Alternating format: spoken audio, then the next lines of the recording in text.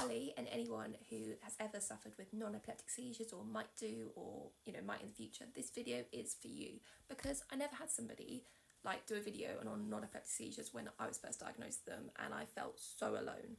So I don't want you guys to feel like that. So, and I'm just referring to some fact sheets, so I make sure I get all the facts right, but this is me and this is my experience of my non-epileptic seizures, and everyone is different. Let's always remember that, and always be kind.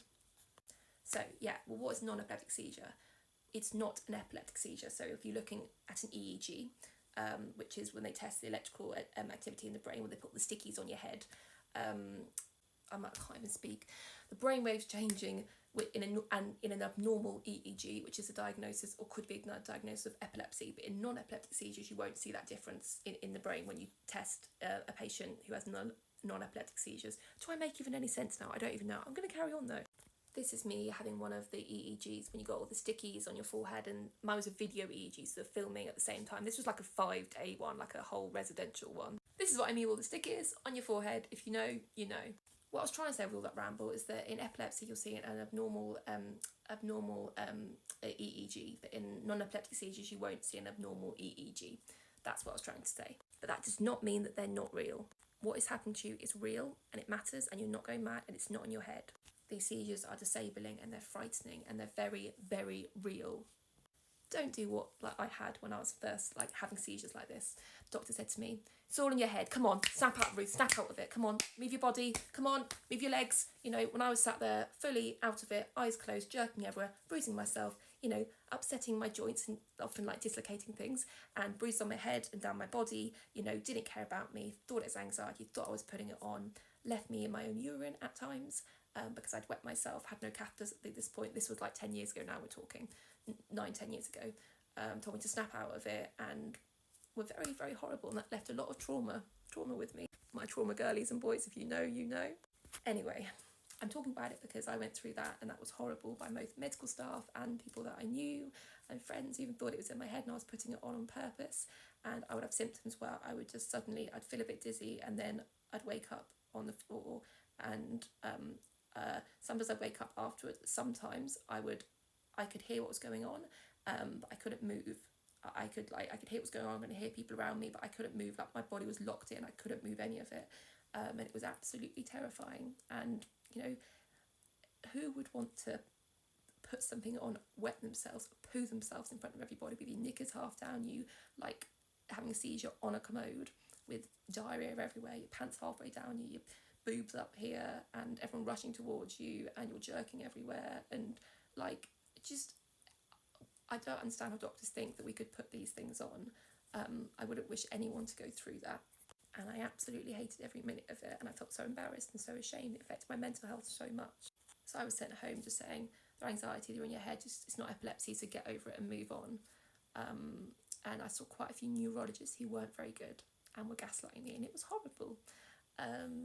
But then I went to see someone who said, "Ruth, you're not mad. You're not insane. These are functional dissociative seizures, and it's part of your brain. It's not epilepsy." That is completely true. They're due to a temporary way in which the nervous system is working and communicating. The body kind of shuts down a bit like a computer. It goes, "I can't cope with all this information overload," whatever the information overload is, and it shuts down. And that's your body shutting down. You can't control it. It's not the same as malingering. And my consultant even wrote in the letter, in capital letters, "Ruth is not malingering." And also we had to put in there about my other seizures, RAS seizures, which can cause my heart and lungs to completely stop. So I have that side of it as well, which is, so that makes it a bit more complicated, because I've had to be resuscitated before when I completely stopped breathing, gone blue. So we kind of, it's a bit like angina. I say you go to A&E with angina 10 times. You always check that it won't be a heart attack. You still treat the angina, but you can't just go on the 9th time, "Oh, it's definitely not a heart attack. It's just angina," because you never know. You've got to check and make sure, every seizure, you have to make sure, do all the obs, do all the checks, treat someone as a person. You never know where the seizure's coming from. Even if they've got epilepsy, non-epileptic seizures, you treat them as a person. Should be simple, but it isn't for some doctors and medical professionals. But the ones who are good out there, I see you and I salute you, and I'm proud of you and I'm thankful for you. Thank you. For me though, not I was a bit strange, but when I went to clinics about non-epileptic seizures, because I was having them years and years and years ago, this was plus 5 years ago, 6-7 years ago, I was having them, I'd say at times, every few times a week, They'd occur out of nowhere. I couldn't seem to find a pattern for them. I tried all the different techniques. It just, nothing seemed to work, like grounding and, you know, doing the counselling. And I've had no big traumatic, you know, people always, well, in the olden days or 10 years ago, they used to think if you have non-epileptic seizures, or they used to call them psychogenic seizures, which you should not call them, by the way, but people do still sometimes. Don't get me started on that. Anyway, what was I saying? Yeah, they used to say that psychogenic seizures, which are non-epileptic seizures, are caused by abuse in childhood. Full stop. That's it. That blanket for everyone, which is not true. And research has come on all this time and proven that that can be a cause, but there's so many other reasons and functional, and it's much more complicated than that. For some people, there can be that, and it can be a lot of due to psychological, and that is managed, and then the seizures are managed. That's some people, but that's not everyone. And most people, it isn't that. And by the way, this is my experience. I'm not saying this is your experience. Everyone is different. Again, please remember that. I'm just telling my story, and I hope it helps someone. If it doesn't, you just scroll past. It's all good. If you enjoy this ramble, then wow, you're definitely part of the hashtag Root Crew. And thank you for always supporting me in my rambly videos. And do you know, there's probably around 50,000 people in the UK at any one time with functional seizures, which is quite an amazing fact, I think. And you can have them with movements or without movements.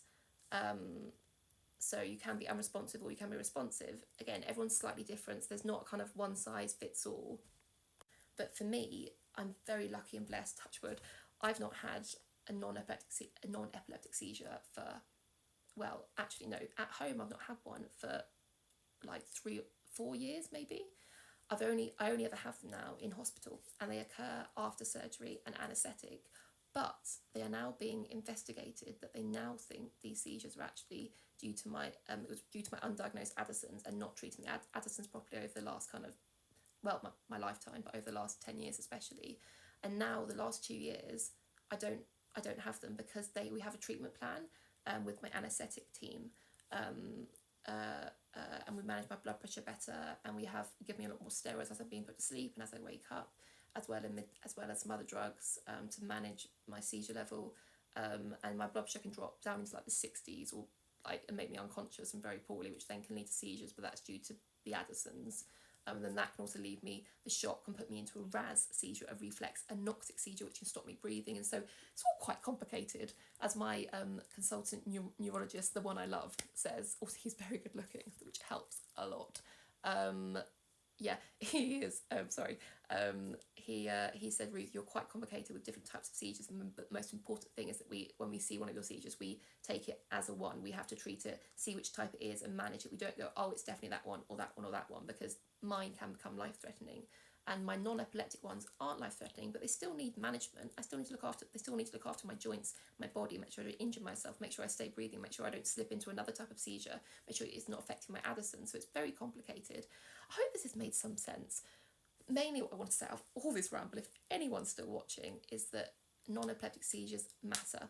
Yes, they're not epileptic ones, but they can be just as disabling. And it's just important they are recognised, and I want you to know, if you have them, that you are not going mad, you are not anxious, they are real, your symptoms are real, you deserve to be treated with respect and love and care. And I know I could recount you about a million stories in A&E going in with non-epileptic seizures like 10, 9, 8 years ago. If you want to hear them, let me know. But oh, they were traumatic, and I'm talking about it because I felt so alone and ashamed of them. Like, I wasn't ashamed of anything else going on my body. The seizures, I wouldn't mention to anyone. And then it was only in the last 5 years I've started mentioning them, because I'm not ashamed. And why should I be ashamed of something that I'm not ashamed of my bladder or my bowel. Why should I be ashamed of this? It's just as important, matters just as much as anything else. And there is treatments out there. There are good professors and doctors who care and understand about functional symptoms and functional seizures.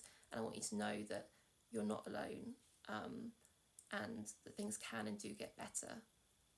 And have a look at the STARS website, but also Neuro Symptoms website, which has a brilliant array of information out there for people with non-epileptic seizures. You're not alone. Any questions, I'll try and answer. I hope this helps someone. Thanks for watching. Lots of love. Mwah.